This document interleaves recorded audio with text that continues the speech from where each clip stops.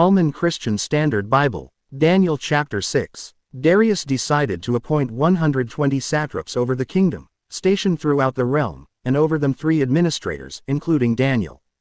These satraps would be accountable to them so that the king would not be defrauded.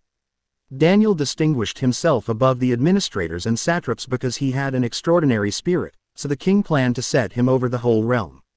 The administrators and satraps, therefore, kept trying to find a charge against Daniel regarding the kingdom. But they could find no charge or corruption, for he was trustworthy, and no negligence or corruption was found in him. Then these men said, "We will never find any charge against this Daniel unless we find something against him concerning the law of his God." So the administrators and satraps went together to the king and said to him, "May King Darius live forever." All the administrators of the kingdom, the prefects, satraps, advisors, and governors have agreed that the king should establish an ordinance and enforce an edict that for 30 days, anyone who petitions any god or man except you, the king, will be thrown into the lion's den. Therefore, Your Majesty, establish the edict and sign the document so that, as a law of the Medes and Persians, it is irrevocable and cannot be changed. So King Darius signed the document. When Daniel learned that the document had been signed, he went into his house.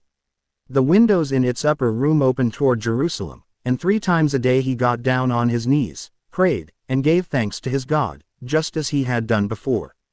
Then these men went as a group and found Daniel petitioning and imploring his God. So they approached the king and asked about his edict.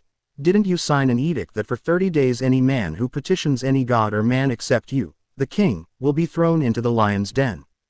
The king answered, "As a law of the Medes and Persians, the order stands and is irrevocable." Then they replied to the king, "Daniel, one of the Judean exiles, has ignored you, the king, and the edict you signed, for he prays 3 times a day." As soon as the king heard this, he was very displeased. He set his mind on rescuing Daniel and made every effort until sundown to deliver him. Then these men went to the king and said to him, "You as king know it is a law of the Medes and Persians that no edict or ordinance the king establishes can be changed." So the king gave the order, and they brought Daniel and threw him into the lion's den. The king said to Daniel, "May your God, whom you serve continually, rescue you." A stone was brought and placed over the mouth of the den. The king sealed it with his own signet ring and with the signet rings of his nobles, so that nothing in regard to Daniel could be changed. Then the king went to his palace and spent the night fasting.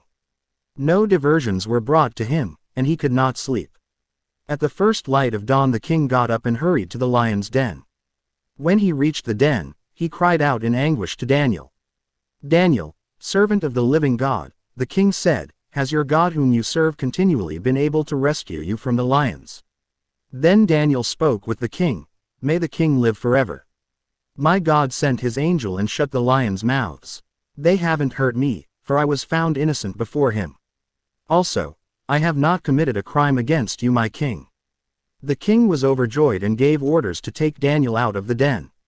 So Daniel was taken out of the den, uninjured, for he trusted in his God.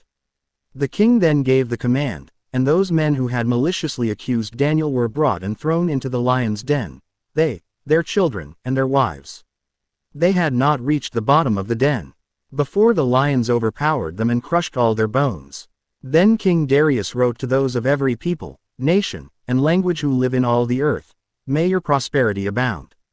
I issue a decree that in all my royal dominion, people must tremble in fear before the God of Daniel, for he is the living God, and he endures forever. His kingdom will never be destroyed, and his dominion has no end.